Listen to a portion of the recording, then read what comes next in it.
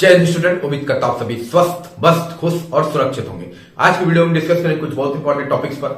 आज हम बात करेंगे यूपी ट्रिपल एससी बीपीओ का डीबी रिजल्ट कब तक आ सकता है, एजीटीए की डीबी का रिजल्ट कब तक आ सकता है, एजीटीए की फाइनल कट ऑफ क्या हो सकती है, उस पर भी हम बात करेंगे।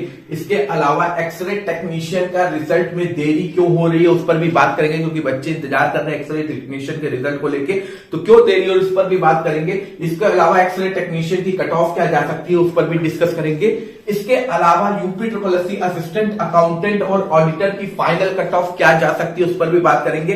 इसका रिजल्ट कब तक घोषित किया जा सकता है उस पर भी बात करेंगे। उससे पहले चैनल पे जो भी नए हैं चैनल को लाइक और सब्सक्राइब कीजिएगा, वीडियो अच्छा लगे तो शेयर कीजिएगा। इसके अलावा मेरा इंस्टाग्राम और टेलीग्राम चैनल फॉलो करने के लिए दोनों का लिंक डिस्क्रिप्शन बॉक्स में मेंशन है, आप वहां जाकर मुझको फॉलो कर सकते हैं। चलिए चलते हैं वीडियो की ओर। तो सबसे पहले बात कर लेते हैं वीपीओ और एजीटीए की डीबी को लेके। तो देखिए ये दोनों डीबी आपकी जनवरी मंथ में होने के चांसेस हैं, ठीक है। जनवरी मंथ में ये दोनों डीबी आपके कंडक्ट किए जा सकते हैं, वीपीओ के डीबी का रिजल्ट और एजीटीए का, ये दोनों आपका जनवरी मंथ में एक के बाद एक आपको देखने को मिल सकते हैं। तो मैक्सिमम चांसेस है कि आपका ये दोनों नोटिस जनवरी मंथ में आ जाए, क्योंकि देखिए प्रेजेंट टाइम जो यूपी ट्रिपल एससी है वो फिलहाल लेखपाल की नोटिस को लेके थोड़ा सा परेशान है, रिजर्वेशन को लेके कुछ अप डाउन हो गया था, जिसकी वजह से अभी उनका फोकस लेखपाल की भर्ती को फिर से रिलीज करने पर है। तो पूरा रिवाइज हो रहा है, रीचेक हो रहा है, उसके बाद ही आपके बाकी जो पेंडिंग आपके एग्जाम है, उनके रिजल्ट है, उनके डीपी है, वो कंडक्ट कराए जाएंगे। तो सबसे पहले प्राथमिकता दी जाएगी आपकी वीपीओ की, और उसके बाद आपके एजीटीए का नंबर आपको देखने को मिल सकता है, ठीक है। तो जनवरी तक और थोड़ा सा इंतजार कर लीजिए। बाकी डॉक्यूमेंट्स को लेकर अगर आप चाहते हैं कि मैं वीडियो बनाऊं कि कौन कौन से डॉक्यूमेंट लगेंगे, तो आप बिल्कुल कमेंट बॉक्स में बता सकते हैं। अब हम बात कर लेते हैं कि एजीटीए की कट ऑफ क्या जा सकती है, ठीक है। एजीटीए की जो कट ऑफ है वो क्या जा सकती है, क्योंकि इसका पेपर काफी अच्छा खासा आया था, ठीक है। अच्छा खासा इसका पेपर आपको देखने को मिला था।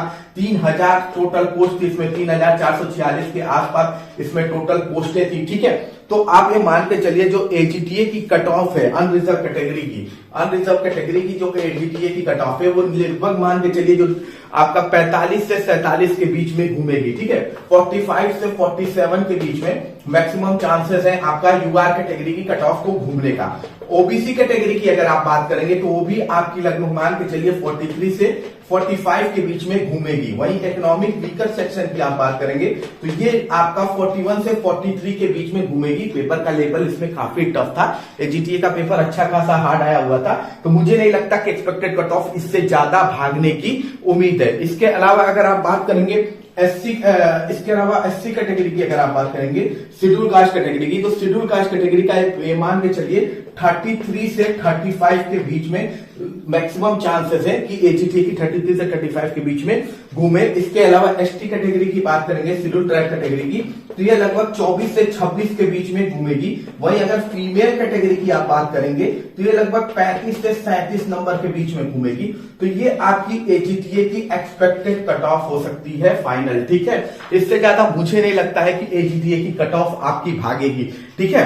अब हम बात कर लेते हैं अगली इंपॉर्टेंट अपडेट की। तो अगली इंपॉर्टेंट अपडेट आपकी एक्सरे टेक्नीशियन को लेके है, जिसको लेके बच्चे बहुत परेशान है कि इसका रिजल्ट कब तक कंडक्ट होगा, इसमें देरी क्यों हो रही है।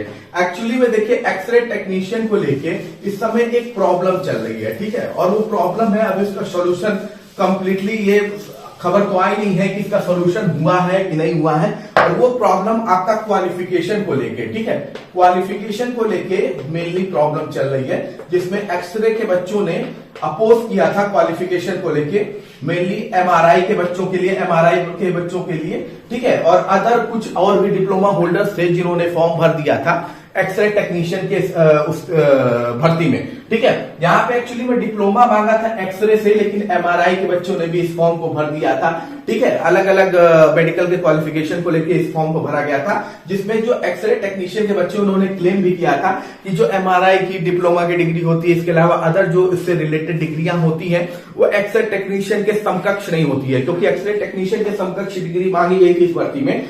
तो इस वजह से उन्होंने कहा था कि जो मेडिकल का रूल और रेगुलेशन है, जो मेडिकल में रूल और रेगुलेशन फॉलो होता है, जैसे एम्स की भर्ती में जो रूल्स फॉलो होते हैं या किसी भी मेडिकल कॉलेज में जो रूल्स फॉलो होते हैं, उसमें एक्सरे के समान एमआरआई को नहीं माना जाता है। तो इस वजह से उन्होंने अपोज किया था कि एक्सरे टेक्नीशियन के अलावा जो अलग अलग उससे रिलेटेड डिप्लोमा होल्डर्स हैं उनको बाहर किया जाए डीबी से, ताकि केवल एग्जैक्ट एक्सरे टेक्नीशियन के बच्चों का यहाँ पे टोटल काम हो, ठीक है, टोटल मतलब सिलेक्शन हो, क्योंकि देखिए इसमें पोस्ट भी कम थी। टोटल पोस्ट अगर आप मान के चलेंगे तो 382 के आसपास इसकी पोस्ट थी, 382 के आसपास इसकी पोस्ट थी। तो क्वालिफिकेशन को लेके जो मैटर अभी भी पेंडिंग चल रहा है, अभी इसको लेके कोई सोल्यूशन नहीं आया है। इसी वजह से आपका जो डिले हो रहा है रिजल्ट में, ये बहुत बड़ा कारण है आपका, ठीक है। हो सकता है एक्सरे टेक्नीशियन से पहले आपको ऑडिटर का और असिस्टेंट अकाउंट का रिजल्ट देखने को मिल जाए, असिस्टेंट, ठीक है, एक्सरे टेक्नीशियन से पहले, क्योंकि यहाँ पे थोड़ी सी इसको इशू लेके भी प्रॉब्लम पूरा क्लियर किया नहीं गया है। जब तक ये प्रॉब्लम क्लियर नहीं होगी आपका जो रिजल्ट है थोड़ा सा अटकता रहेगा।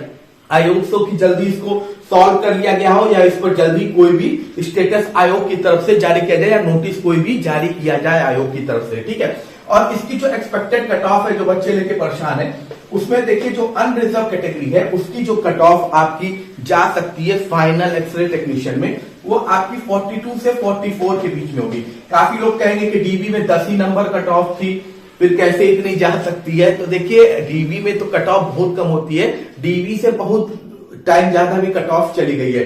पोस्ट आपकी ज्यादा है नहीं, बच्चे ऐसे जरूर होंगे जो स्कोर अच्छा खासा किए होंगे। तो मुझे ख्याल से अनरिजर्व कैटेगरी की 42 से 44 पे जाती है। और भी इसका रीजन है 42 जाने का कि ओवरलैपिंग भी होती है, जैसे ओबीसी कैटेगरी की ओवरलैपिंग होके जाएगी, ईडब्ल्यूएस कैटेगरी के भी अच्छे बच्चे ओवरलैप होके जाएंगे। तो यूआर की कट ऑफ मुझे जहां तक लगता है इससे इतनी लगभग चली जाएगी। अगर इससे कम भी हो सकती है, नो डाउट है, 1-2 नंबर कम भी हो सकती है, लेकिन आयोग सो जितना है एक्सपेक्टेड 42 से 44।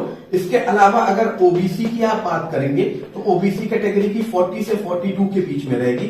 वही इकोनॉमिक वीकर सेक्शन की बात करेंगे तो ये 48 से 40 के बीच में आपको देखने को मिल सकती है इकोनॉमिक वीकर सेक्शन की। और एससी कैटेगरी की अगर आप बात करेंगे तो ये आपको हो सकता है 32 से 34 के बीच घूमती दिखे, और हो सकता है इससे भी कम आपको देखने को मिले।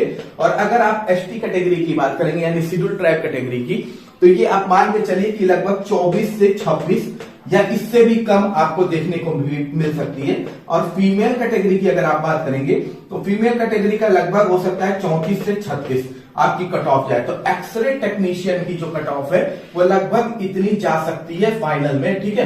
क्वालिफिकेशन को लेकर जो नोटिस है आयोग जारी करता है तो देखिए, क्योंकि देखिए आयोग को रिजल्ट डिले करने के लिए कुछ ना कुछ चाहिए। जैसे जेई के एग्जाम को ना कराने के लिए आयोग के पास बड़ा रीजन है। अभी कोर्ट की तरफ से जो जजमेंट आ गया उसके बाद भी रीजन है कि आयोग इमेजिन करके चल रहा है कि अभी बीटेक वाले कुछ और चीज को लेके केस कर सकते हैं, इस वजह से वो एग्जाम पेंडिंग हो रहा है। तो आयोग को कोई रीजन चाहिए, और रीजन जब बच्चे दे देते हैं क्वालिफिकेशन को लेके तो फिर आयोग भी जबरदस्ती उसको खींचता है। भाई आयोग जितना हो सके रिजल्ट को डिले करेगा, जितना मंथ आपके लिए बीतेगा उतनी उनकी सैलरी बचेगी, उनका क्या जा रहा है, ठीक है। तो सबसे इंपॉर्टेंट चीज है यही आपकी फाइनल कट ऑफ होगी। और मैं होप करता हूं कि ये रिजल्ट भी आपको जनवरी मंथ में देखने को मिल जाएगा, ठीक है। हो सकता है बीपीओ एचटीए के साथ या बाद में आपको इसको देखने को मिले, या मैक्सिमम ये फरवरी तक खींच सकता है एक्सरे टेक्नीशियन का रिजल्ट आपका, ठीक है। छोटा रिजल्ट है, जनवरी में भी जारी कर सकता है और फरवरी में भी इसको ले जा सकता है। फिलहाल इससे पहले जहां तक मुझे लगता है आगे जो भर्ती है वो असिस्टेंट अकाउंटेंट और ऑडिटर का रिजल्ट आपको देखने को मिल सकता है एक्सरे टेक्नीशियन से पहले, ठीक है। ये रिजल्ट भी आपका जनवरी मंथ में देखने को मिल सकता है असिस्टेंट अकाउंटेंट का और ऑडिटर का, ठीक है। ये रिजल्ट को भी लेके बच्चे बहुत ही परेशान है, ठीक। ऑडिटर का रिजल्ट कब तक आएगा? देखिए ये दोनों भर्ती भी एक साथ आई थी, ठीक है, एक साथ ये भी भर्ती आई थी।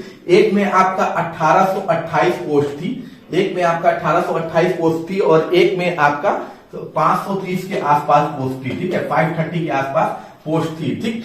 और इसमें एक स्पेशल चीज ऐड किया था, इसमें बीकॉम तो इसने मांगा ही था, लेकिन इसके साथ इसने एक खेला था ओ लेवल का।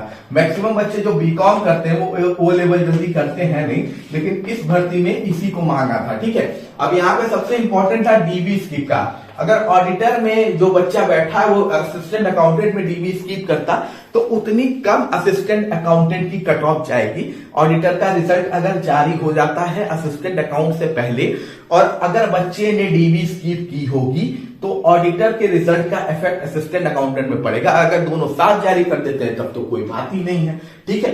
तो मेरे ख्याल से जो ऑडिटर का रिजल्ट आपका जा सकता है, ऑडिटर का फाइनल रिजल्ट मेरे ख्याल से वो आपका, देखिए ऑडिटर का जो रिजल्ट जा सकता है, ऑडिटर का सॉरी जो कट ऑफ जा सकता है तो उसमें अगर बात करें अनरिजर्व कैटेगरी की, ऑडिटर का जो अनरिजर्व कैटेगरी की कट ऑफ है वो लगभग मान के चलिए 57 से 59 से कम नहीं जाने वाली है। ठीक है, ओबीसी कैटेगरी की अगर आप बात करेंगे तो ये कट ऑफ 55 से 57 के बीच में घूमेगी। वही ईडब्ल्यूएस कैटेगरी की बात करेंगे तो ये कट ऑफ आपकी 53 से 55 के बीच में घूमती हुई आपको नजर आएगी। ठीक है, एससी कैटेगरी की आप बात करेंगे अगर शेड्यूल कास्ट कैटेगरी की तो ये 49 से 51 के बीच में आपको देखने को मिलेगी। और अगर वही ट्राइबल कैटेगरी यानी एसटी कैटेगरी की आप बात करेंगे तो ये लगभग मान के चलिए 41 से 43 के बीच में। और आपका ये मान के चलिएगा जो फीमेल कैटेगरी है उनकी कट ऑफ कम हो सकती है, लगभग ये मान के चलिए उनकी कट ऑफ भी हो सकती है 48 से 50 के बीच में घूम सकती है। ठीक है,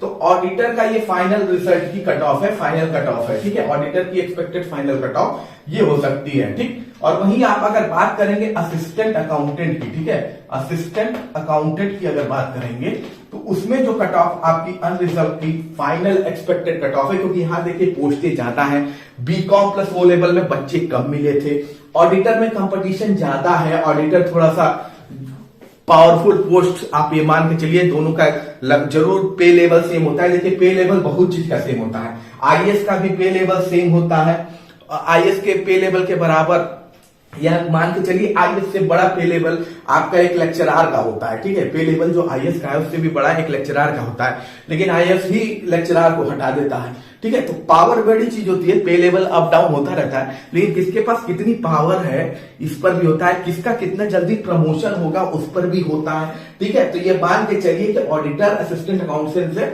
इस मामले में थोड़ा बेनिफिट पाता है। पे लेवल दोनों का सेम है, नो डाउट है, लेकिन जो जब आप ज्वाइनिंग करेंगे तो आपको खुद समझ में आ जाएगा क्यों ऑडिटर को लेके इतनी हवा मची हुई रहती है। ठीक है, अब बात कर लेते हैं असिस्टेंट अकाउंटेंट की जो फाइनल कट ऑफ जा सकती है अनरिजर्व कैटेगरी की, तो एक्सपेक्टेड मान के चलिए 43 से 45, ये कम भी हो सकती है। ठीक है, ये डिपेंड करेगा टोटल ऑडिटर के रिजल्ट को लेके। ठीक है, ऑडिटर के रिजल्ट में अगर अच्छे बच्चे निकल जाते हैं तो 43 से 45 से भी कम यूआर कैटेगरी की कट ऑफ इसमें जा सकती है। ठीक है, वहीं हम आप बात करेंगे ओबीसी कैटेगरी की, अदर बैकवर्ड क्लास की ओबीसी कैटेगरी की, तो ओबीसी कैटेगरी की जो कट ऑफ है ये 41 से 43 के बीच में घूमेगी। ठीक है, वहीं ईडब्ल्यूएस कैटेगरी की बात करें तो ये आपकी 39 से 41 के बीच में घूमेगी, 39 से 41 ईडब्ल्यूएस की कट ऑफ घूमेगी। और वहीं आप बात कर लें एससी कैटेगरी की तो ये कट ऑफ 31 से 33 के बीच में घूमेगी, इससे भी कम हो सकती है। मैंने पहले ही बोला है अगर ये रिजल्ट पहले आ जाता है ऑडिटर का तो फिर इससे भी कम कट ऑफ हो सकती है,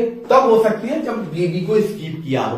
ठीक है, लेकिन हालांकि अगर कोई बच्चा जो अच्छा मार्क्स पाए वो यहाँ पे भी सिलेक्टेड है तो वहां पे भी सिलेक्टेड है तो वो उसकी चॉइस हो जाएगा कि उसे असिस्टेंट अकाउंट बनना है कि उसे ऑडिटर बनना है, और मैक्सिमम बच्चे ऑडिटर ही अपना चुनेंगे। तो मैं तो यही कहूंगा कि अगर आपका यहाँ सिलेक्शन होने के 100% चांसेस है तो यहाँ पे आपको बैठना ही नहीं चाहिए था।